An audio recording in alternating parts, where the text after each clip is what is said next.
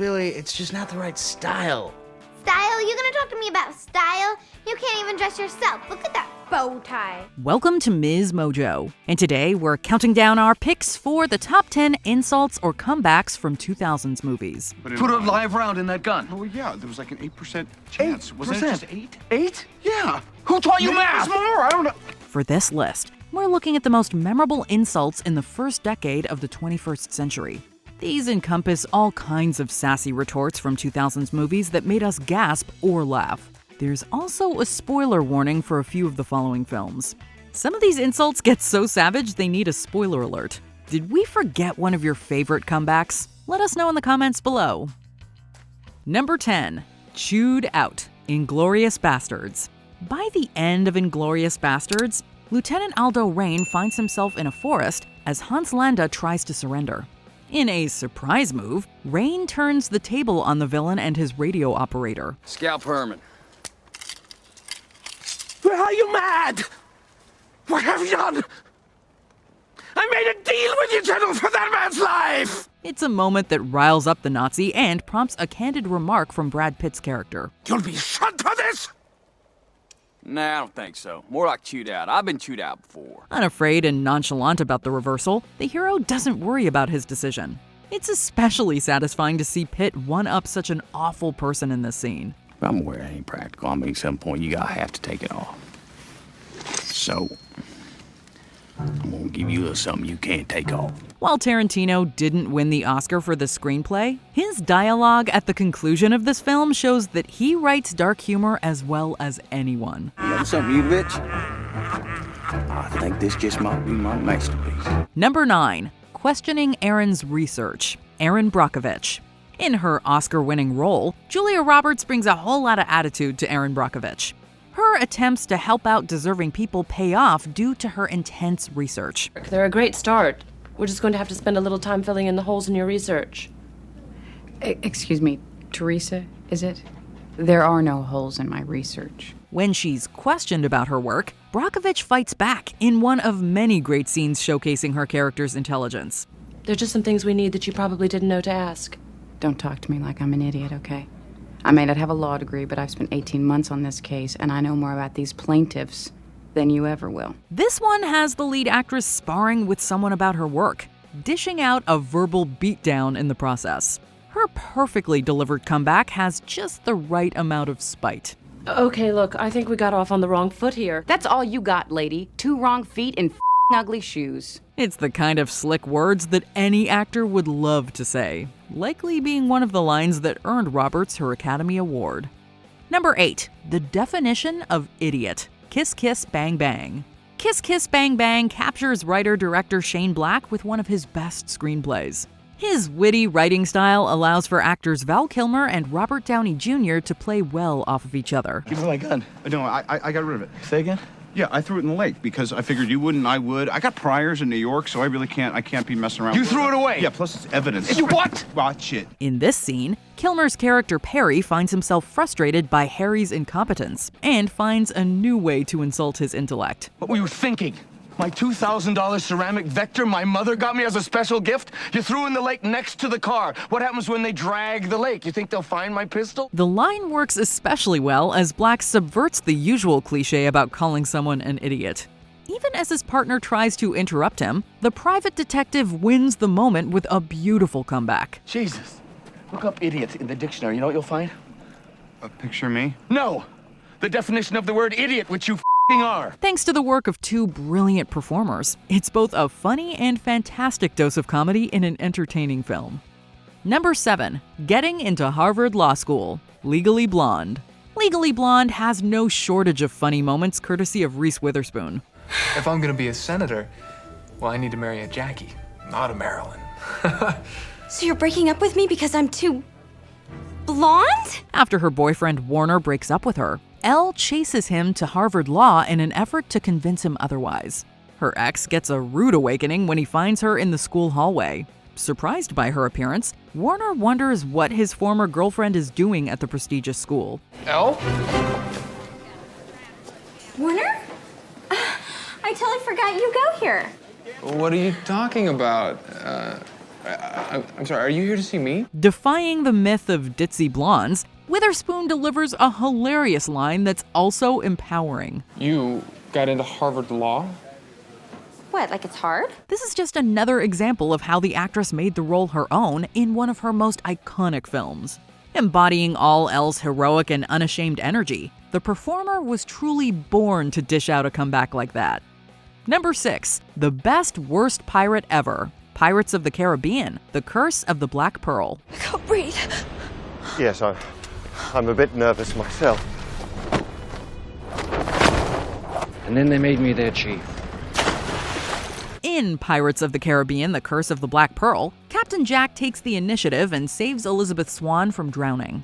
When he's questioned and revealed to be a pirate, Commodore Norrington asks him about his reputation as a criminal on the high seas. And I half expected it to be made of wood.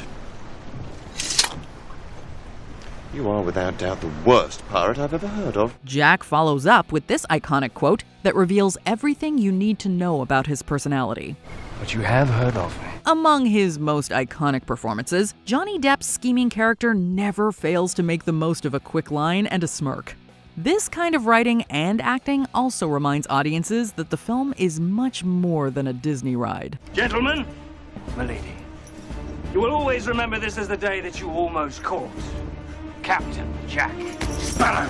Number 5. Mr. Darcy gets a taste of his own medicine. Pride and Prejudice. I've never seen so many pretty girls in my life. You are dancing with the only handsome girl in the room. She is the most beautiful creature I have ever beheld. In this sequence from the 2005 version of Pride and Prejudice, the Bennet sisters find themselves mingling with various society types, including Mr. Darcy.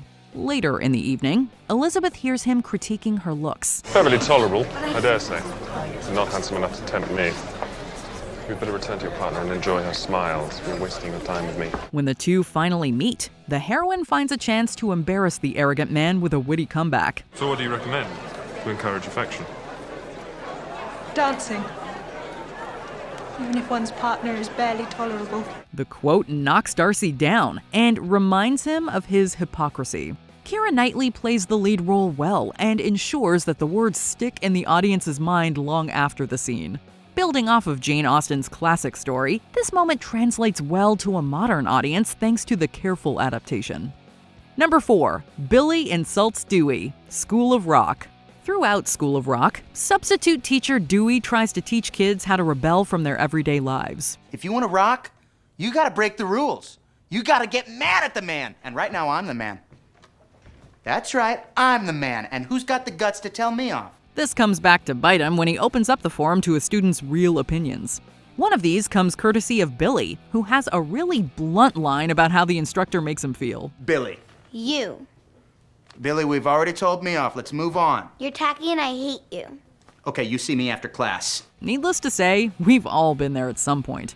The funny moment works especially well as it seemingly comes out of nowhere. Featuring impeccable timing from the young actor, it's dialogue like this that elevates the film into a league of other modern classics. You're a joke. You're the worst teacher I've ever had. Summer, that is great. I like the delivery because I felt your anger. Thank you. You're a fat loser and you have body odor. Number 3. The Toilet Store. Anchorman, The Legend of Ron Burgundy. Steve Carell's character in Anchorman is nothing short of a wild card. I love desk. Brick, are you just looking at things in the office and saying that you love them? I love lamp. Do you really love the lamp, or are you just saying it because you saw it? When he and his Channel 4 news team find themselves up against their evening rivals, Brick says this immortal line with complete sincerity. Hey! Where did you get those clothes? At the toilet store? It's exactly the kind of nonsensical phrase that makes the weatherman all the more adorable. While his insult doesn't work on paper, the delivery and context shape it into one of the many funny moments from the film. Come get a taste. Rick, where'd you get a hand grenade?